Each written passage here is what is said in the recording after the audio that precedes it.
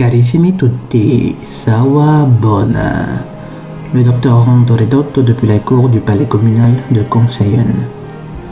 Dans la vidéo d'aujourd'hui, nous allons parler de la stratégie de choix utilisée par les seigneurs ténébreux pour initier les masses au culte d'Astarté.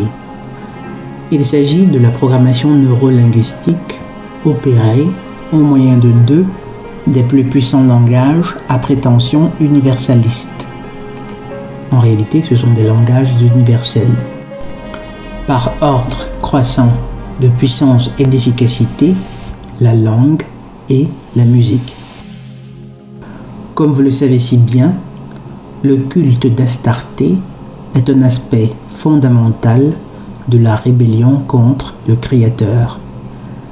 Car si les maîtres de ce monde détournent notre spiritualité vers l'adoration du corps de la femme, c'est bien parce qu'ils ont horreur de l'idée que les androphores pourraient tourner le regard vers leur Créateur, chose qu'ils font spontanément lorsque leur esprit n'est pas trop occupé par les innombrables fantasmes sexuels qui y ont été implantés à force d'exposition. D'abord, c'est quoi la programmation neurolinguistique?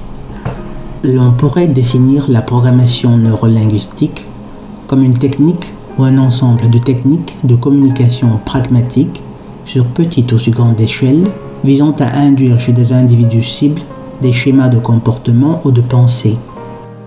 Dans le syntagme programmation neurolinguistique, nous avons le mot programmation qui compare le cerveau humain à un ordinateur dans lequel on peut installer des programmes.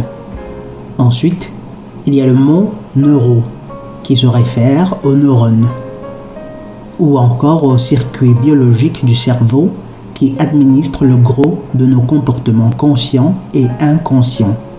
Ensuite, il y a linguistique qui signifie afférent à la langue. En gros, la programmation neurolinguistique, c'est comment induire une série de comportements précis par l'usage de la langue qui est, comme vous le savez, la principale faculté qui donne accès au centre de commande des individus, le cerveau. Mais pour que le Seigneur ténébreux réussisse à endoctriner et à convaincre le gros de l'humanité à le suivre dans ses ignobles pratiques, en rébellion déclarée contre le Créateur, l'usage du langage et de la répétition, quoique des instruments très puissants, n'était cependant pas suffisant. Car si un mot répété de nombreuses fois finit par s'incruster dans votre esprit, un mot répété au son d'une mélodie appréciée finit par induire de puissantes émotions et des comportements conformes et cohérents aux stimuli sensoriels, quels qu'ils soient, qui accompagnaient ces mots. C'est là qu'intervient la musique. 2. La musique est un langage universel. La musique est un langage universel qui est aussi un puissant instrument de motivation qui peut parfois adoucir nos mœurs, mais aussi susciter en nous ce qu'il y a de pire. Combiné à cette autre faculté universelle qu'est la langue, les seigneurs ténébreux ont trouvé le moyen parfait de lessiver les cerveaux à des générations d'humains qui aujourd'hui baignent dans les perversions les plus extrêmes comme des poissons dans de l'eau. Les humains possèdent tous la faculté de langage, mais ne parlent pas tous la même langue. Avec la musique, ce n'est pas le cas. Il s'agit d'un langage que tout être humain comprend parfaitement, et ce depuis l'utérus. Identifier l'harmonie ou la désharmonie d'un son est pour un humain comme reconnaître la symétrie ou l'asymétrie d'un visage. Et contrairement à la vue, dont le petit enfant ne peut pleinement jouir que parfois des semaines après la naissance, l'ouïe, par contre, est à la naissance parfaitement fonctionnelle. La musique, combinée à la langue, s'est donc affirmée pour le Seigneur ténébreux comme le meilleur moyen de corrompre les masses à travers un processus de programmation neurolinguistique que beaucoup ne soupçonnent même pas un tant soit peu. C'est grâce à ce duo gagnant que l'on a appris aux jeunes garçons à aduler les gynophores et à ces dernières à rechercher l'adulation des premiers pour leurs indices de fertilité. Avec l'avènement des masses médias, la dégringolade dans le tourbillon de la décrépitude morale ne pouvait que s'accélérer. Radio, télévision, internet, ce dieu gagnant règne en maître et personne n'y échappe. Si par le passé, le culte d'Astarté ou d'Ishtar se limitait à des cercles de fidèles restreints, aujourd'hui, cette pratique s'est étendue, grâce aux masses médias, au monde entier. Le seul moyen d'en guérir ou de s'en dérober est d'en prendre conscience et d'apprendre à avoir l'esprit alerte chaque fois que vous vous trouvez en présence d'un cas de programmation neurolinguistique par la musique. Essayer de s'en couper de façon abrupte peut avoir de graves conséquences pour beaucoup. C'est donc pour vous aider à en guérir progressivement que je ferai désormais beaucoup de vidéos qui seront comme des séances de thérapie de déprogrammation neurolinguistique. Essayons de comprendre maintenant comment fonctionne cette programmation neurolinguistique au moyen de la musique. Et pour ce faire, il faudrait saisir le principe de anchoring. C'est un mot anglais qui signifie ancrage.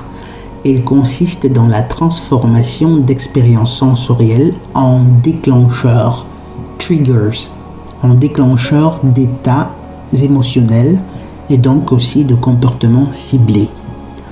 Dans le duo fatal qu'est la langue et la musique sert essentiellement comme élément d'ancrage, car elle induit plus facilement des états émotionnels. Rappelez-vous que le sens de l'ouïe est le premier canal d'interaction du jeune fœtus avec le monde extérieur. Ce sens n'apporte certes pas autant d'informations à la personne que le sens de la vue, par exemple, mais c'est au moins chronologiquement le sens le plus entraîné. Les mots de la langue, par contre, représentent des éléments déclencheurs dont la mention finit par déterminer naturellement les états émotionnels qui auront été installés dans les esprits des personnes. C'est du Macultra soft, par opposition au Macultra hard, qui est celui que subissent certaines de vos stars préférées, qui, elles, sont programmées au son d'expériences traumatisantes telles que la torture. Si depuis la naissance jusqu'à la tendre enfance, vous dites le mot pandérie à un petit enfant avant de lui donner un câlin, il finira par développer un plaisir inconscient et parfois très conscient pour les pandéries ou aura un frisson de plaisir chaque fois qu'il entendra ce mot. Et si c'est un enfant né en Occident, où aujourd'hui, concernant la sexualité, pratiquement tout est permis, cet enfant organisera des marches pour défendre son bon droit de faire l'amour à des pandéries. C'est un principe de fonctionnement à la base très utile pour inculquer de bonnes mœurs aux humains depuis le bas âge. Mais ce principe, comme vous imaginez bien, a été fourvoyé par ceux qui nous présentent le bien comme mal et le mal comme bien. Déprogrammation neurolinguistique. Illustration. Les exemples de cas de programmation neurolinguistique à l'adulation des gynophores dans la musique sont légion.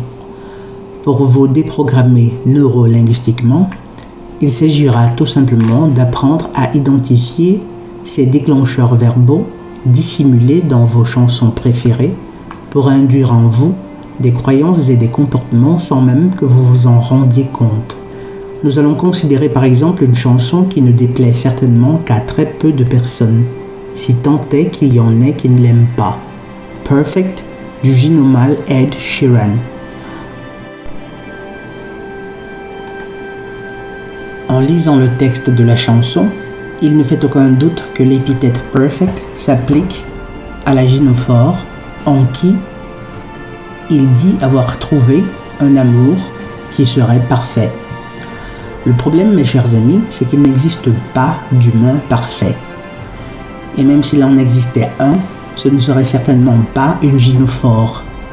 Mais à force d'écouter cette chanson, si vous n'y prenez point garde, l'association entre la gynophore et la perfection est vite faite. En lisant le texte entier, l'intention primaire de la chanson est quelque peu nuancée. Car, de même que les meilleurs mensonges doivent se baser sur des éléments de vérité, le schéma de manipulation neurolinguistique doit se fonder sur des principes compatibles à l'ordre divin. Toutefois, le fait que le titre de la chanson même soit « Perfect » ne peut que rappeler spontanément à l'esprit l'idée de perfection. Et vu que nos subconscients perçoivent la réalité d'abord de façon holistique, c'est-à-dire de façon globale, voici ce qui se passe dans le subconscient lorsque vous écoutez la chanson. Perfection égale gynophore égale amour véritable égale plénitude égale bonheur. L'équivalence entre la perfection est due au fait que les deux constituent le thème principal, le thème central de la chanson. Et l'idée que l'amour véritable soit associé à la femme est déclenchée par le plaisir d'une telle mélodie harmonieuse induite dans nos cerveaux.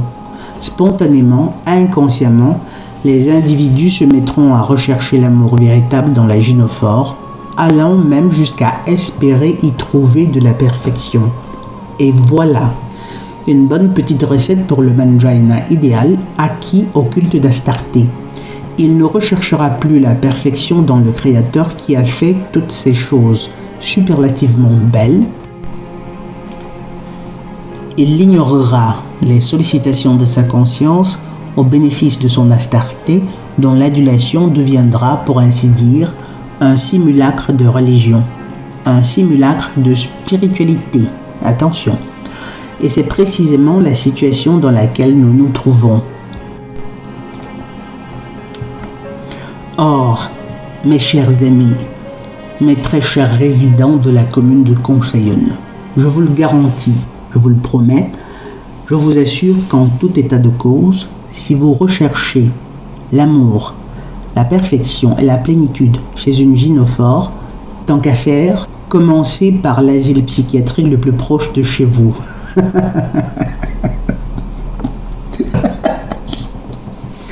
Vous y avez plus de chances de trouver ce que vous cherchez. Nous décrypterons ensemble d'autres chansons et je dois vous avertir déjà que parfois vous vous sentirez vraiment mal à l'aise de voir tous les schémas de manipulation et de propagande dissimulés dans les textes de certains de vos chanteurs préférés. Mais malheureusement, c'est le prix à payer pour vous déprogrammer.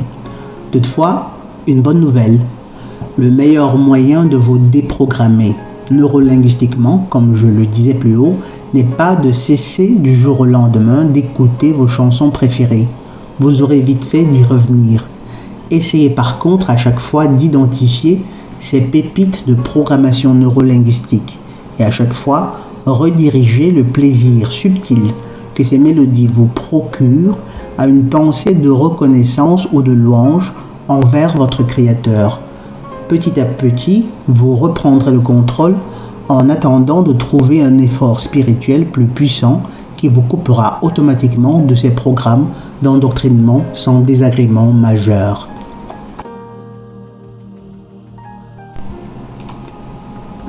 Sur ces bonnes paroles, je vous remercie pour le temps que vous avez pris d'écouter ce podcast. Partagez-le si le cœur vous en dit et abonnez-vous aussi si ça vous tente. Et comme d'habitude, tenez toujours à l'esprit que nous sommes sur terre pour manifester le plus haut idéal de justice, de vérité et d'amour dont notre âme puisse être capable. Mais avant, nous devons tendre vers un idéal de perfection qui nous guide et nous oriente. C'est un combat ardu et jalonné de souffrances. Mais c'est le prix à payer. Un prix de loin inférieur à celui que nous serions appelés à payer si nous décidions de nous dérober au devoir cosmique d'élévation spirituelle. Car, comme vous le savez si bien, soit nous souffrons pour nous perfectionner, soit nous souffrons de notre imperfection. Le docteur André Dotto depuis la cour du palais communal de Conseillonne. Sawabona et la paix de Yah.